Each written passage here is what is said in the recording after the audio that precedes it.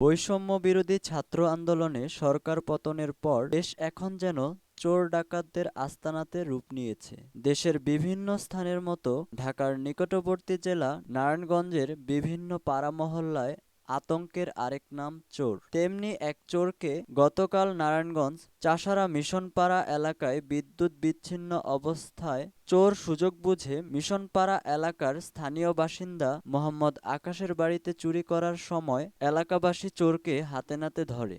এরপর চোরকে শাস্তিস্বরূপ গান গাওয়ার জন্য বলেন। কিসের বন্ধু বান্ধব, কিসের বাড়ি ঘর, মাচারায় জীবনে আপন কেউ নাই।